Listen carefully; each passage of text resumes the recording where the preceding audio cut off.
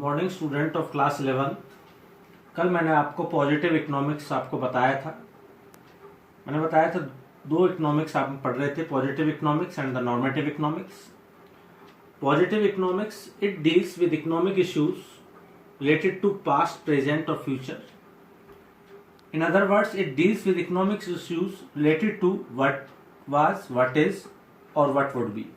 क्या था, क्या है, क्या होगा, which can be studied by using facts and figures, जिनकी हम स्टडी कर सकते हैं फैक्ट्स और फिगर्स के द्वारा।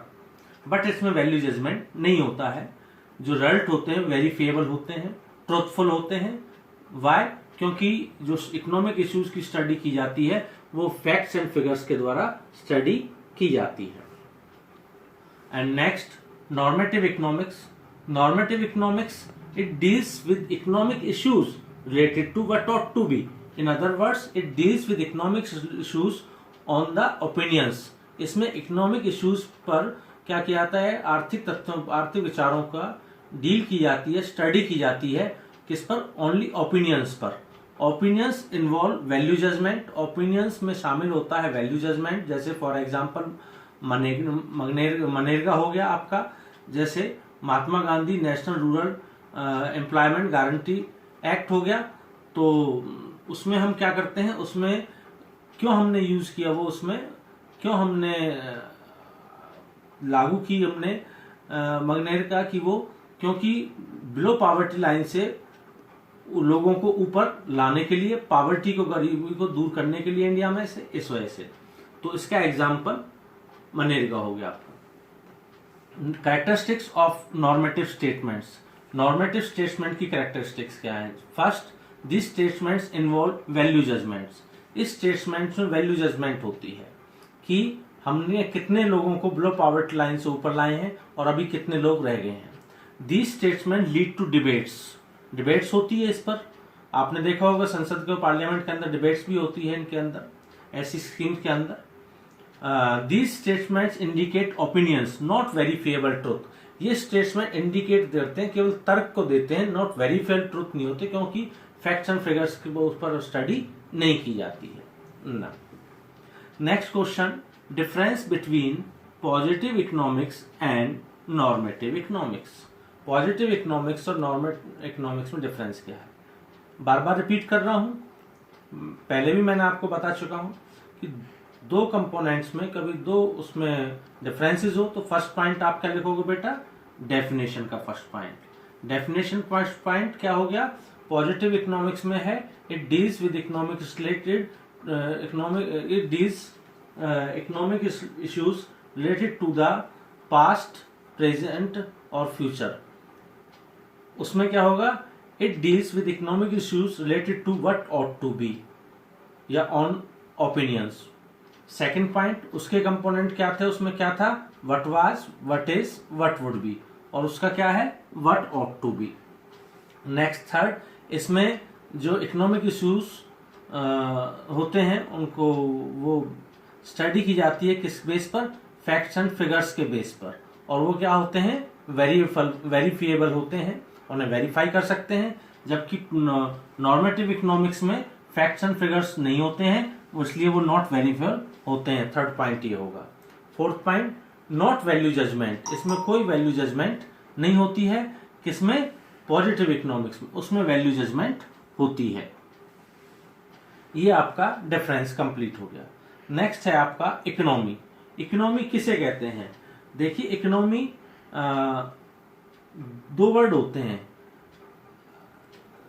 हम बात करते हैं कि किसी भी फैमिली की या किसी कंट्री की या किसी विलेज की, कि जैसे इसकी सोशल कंडीशन क्या है, इकोनॉमिक कंडीशन क्या है। तो एक सोशल कंडीशन के बारे में होगा, एक इकोनॉमिक कंडीशन के बारे में। सोशल कंडीशन में नॉर्मली हम हाउस को, एजुकेशन को, इन चीज़ों को अब देखते हैं। इकोनॉमिक कंडीशन में हम देखते हैं कि भाई उनकी लिविंग थिंग्स हैं, जो उनका स्टैंडर्ड ऑफ लिविंग है वो क्या है। तो इकोनॉमी में क्या है? इकोनॉमी क्या है? People perform different economic activities to earn their livings. People perform, क्या करते हैं लोग? परफॉर्म करते हैं डिफरेंट इकोनॉमिक एक्टिविटीज, विभिन्न आर्थिक क्रियाओं को, किस लिए? टू अर्न देयर लिविंग्स, कमाने के लिए। किसके? जीने के लिए, कमाने के लिए। इसलिए definition, it is a system, यह वह प्रणाली है by which people of an area earn their living, जिसमें लोग लगे होते हैं उस क्षेत्र में, किस लिए, जैसे मान लीजिए फार्मर लगा हुआ किसमें, खेतों में लगा हुआ है, और इसको हमने क्या कह दिया, उस कौन सा एरिया बोल दिया, एग्रीकल्चर बोल दिया है। एक इंडस्ट्रियलिस्ट है, वो कहाँ जाता है, इंडस्ट्री में जाता है, वो इंडस्ट्रियल एरिया बोल दिया हमने, ठीक है। टीचर है, वो कहाँ जाता है, स्कूल में जाता है, वो उसको एजुकेशन का एरिया बोल दिया आपको। तो ये सारे के सारे इकोनॉमी के क्या हो गए, अलग अलग पार्ट हो गए, और वहां पे अलग अलग लोग जा रहे हैं और डिफरेंट टाइप्स का वर्क कर रहे हैं, किस लिए, अर्न देयर लिविंग्स, अपने जीवन यापन करने के लिए। अब आ गई आपके पास में टाइप्स ऑफ इकोनॉमी। इकोनॉमी कितने टाइप्स की होती है,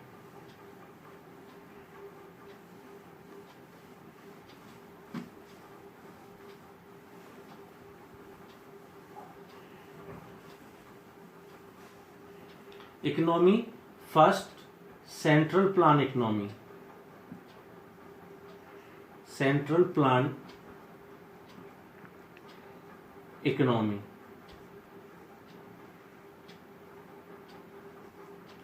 नेक्स्ट होगी आपकी प्राइवेट इकोनॉमी,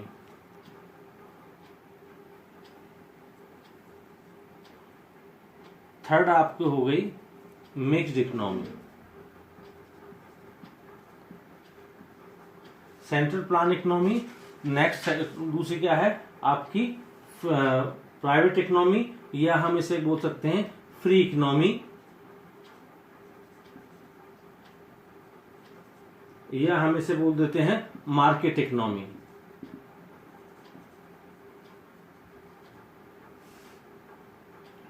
ठीक, सेंट्रल प्लान इकोनॉमी हो गई आपकी, और फ्री इकोनॉमी होगी, मार्केट इकोनॉमी होगी, प्राइवेट इकोनॉमी होगी, मिक्स्ड इकोनॉमी होगी। अब सेंट्रल प्लान इकोनॉमी कौन सी होती है, सेंट्रल प्लान इकोनॉमी क्या होती है, हर इकोनॉमी में सबसे पहले तो आपका होना चाहिए, हर इकोनॉमी में क्या होती हैं, इकोनॉमिक एक्टिविटीज होती हैं, क्या होती हैं, इकोनॉमिक एक्टिविटीज होती हैं, इकोनॉमिक एक्टिविटीज। इकोनॉमिक एक्टिविटीज कौन सी होती हैं, मैंने आपको पहले बताया था, production, consumption, production, consumption, investment, और आपका एक्सचेंज। या हम ये कह सकते हैं economic activities, what to produce, क्या उत्पादन करना है, how to produce, for whom to produce, for whom to produce. ये इकोनॉमिक एक्टिविटीज है। वैसे मेन एक्टिविटीज क्या है, ये है आपकी production, consumption, investment and exchange. Central plan economy, central plan economy क्या होती है, इसको कंट्रोल प्लान इकोनॉमी बोल देते हैं। सेंट्रल प्लान इकोनॉमी में क्या होता है कि सारी की सारी economic activities control by the government sector, control by the government sector के द्वारा कंट्रोल होती हैं ये सारी। फ्री इकोनॉमी में, मार्केट इकोनॉमी में ये सारी की सारी economic activities control by the private sector के द्वारा होती हैं, प्राइवेट फर्म्स के द्वारा सारे होती हैं, या हम कर दें बाय द मार्केट फोर्सेस के द्वारा होती हैं, market demand, market supply. Mixed economy में ये सारी की सारी economic activities control by the government sector के द्वारा भी और प्राइवेट सेक्टर के द्वारा भी होती हैं, दोनों, इसलिए इसे मिक्स्ड इकोनॉमी कहा गया है। सेंट्रल प्लान इकोनॉमी इस तरीके से। नेक्स्ट आपका क्या है, इकोनॉमिक डिसीजन। अब है सेंट्रल प्लान इकोनॉमी में जो इकोनॉमिक डिसीजन लिए जाते हैं, इकोनॉमिक जो डिसीजन लिए जाते हैं वो क्या ध्यान में रखते हुए देखे जाते हैं, उनका जो मेन उद्देश्य होता है वो होता है सोसाइटी का, मैक्सिमाइज द सोसाइटी वेलफेयर, सो समाज का कल्याण अधिकतम करना, किसमें, सेंट्रल प्लान इकोनॉमी में। जबकि प्राइवेट इकोनॉमी और फ्री इकोनॉमी में क्या होता है, इनका उद्देश्य क्या होता है, इनका उद्देश्य होता है प्रॉफिट मैक्सिमाइजेशन, इनका उद्देश्य क्या होता है, प्रॉफिट मैक्सिमाइजेशन होता है। मिक्स्ड इकोनॉमी क्या होता है, दोनों ही होते हैं, प्रॉफिट भी आए इकोनॉमी में और साथ साथ इसमें क्या है, उसमें सोसाइटी का वेलफेयर भी हो। नेक्स्ट पॉइंट, इसमें सेंट्रल प्लान इकोनॉमी में, सेंट्रल प्लान इकोनॉमी में कंज्यूमर सॉवरेन नहीं होता है, कंज्यूमर का उपभोक्ता प्रभुत्वता नहीं होती, उपभोक्ता को इतना महत्व नहीं दिया जाता है, उपभोक्ता के इतनी टेस्ट को महत्व नहीं दिया जाता है, संपूर्ण सोसाइटी के इंटरेस्ट को ध्यान में रखा जाता है। जबकि प्राइवेट इकोनॉमी में कंज्यूमर क्या होता है, सॉवरेन होता है।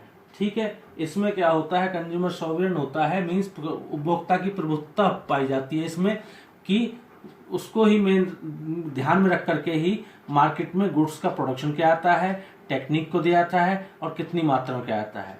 मिक्स्ड इकोनॉमी में क्या होता है, मिक्स्ड इकोनॉमी में कंज्यूमर सॉवरेन होता है, कंज्यूमर की प्रभुत्वता होती है उसमें, लेकिन इसमें सारे सिस्टम देखे जाते हैं। इसमें पीडीएस सिस्टम को अपनाया जाता है, पब्लिक डिस्ट्रीब्यूशन सिस्टम को भी अपनाया जाता है, सार्वजनिक वितरण प्रणाली को भी देखा जाता है। सार्वजनिक वितरण प्रणाली जैसे आपने देखा होगा, एग्जाम्पल राशन की दुकानें हैं, राशन वगैरह।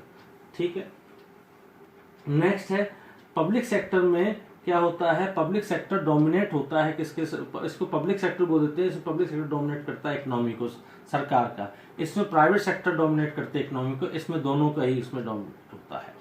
तो आपका ये central plan economy, private economy और मिक्स्ड इकोनॉमी तीनों ही मैंने आपको समझा दिए हैं। इजीली आप इसे कर सकते हो अपने आप भी, कि सेंट्रल प्लान इकोनॉमी क्या होती है, फिर दोबारा से रिपीट कर सकता हूँ। इसमें जो economic activities control by the government, इसमें economic activities control by the market forces या control by the private sector, इसमें economic activities control by the both private and the public sectors. इसमें नेक्स्ट पॉइंट जो इसका main उद्देश्य होता है, main जो होता है इसका मोटो होता है, इसका होता है सोसाइटी वेलफेयर करना, मैक्सिमाइज द सोसाइटी वेलफेयर। इसका जो उद्देश्य होता है मैक्सिमाइज द प्रॉफिट। इनका दोनों ही बोथ होता है, दोनों ही होता है। नेक्स्ट पॉइंट आपका है इसमें कंज्यूमर, इसमें सॉवरेन नहीं होता है, प्रभुत्वता नहीं होती है कंज्यूमर की। इसमें कंज्यूमर सॉवरेन होता है, प्रभुत्वता होती है। इसमें कंज्यूमर की सॉवरेन तो होता है, लेकिन डिपेंड करता है पब्लिक डिस्ट्रीब्यूशन सिस्टम पर। इसमें सारे इकोनॉमी, इसमें डोमिनेट करता है पब्लिक सेक्टर, इसमें प्राइवेट सेक्टर, इसमें डोमिनेट करते हैं इकोनॉमी को दोनों ही सेक्टर डोमिनेट करते हैं। Is it clear? तो ये आपका चैप्टर, फर्स्ट चैप्टर कंप्लीट हो गया है आपका। आपकी बुक में MCQ questions, long question, short question होंगे। कहीं कोई प्रॉब्लम आती है तो आप पूछ सकते हो मेरे से। ठीक, थैंक यू।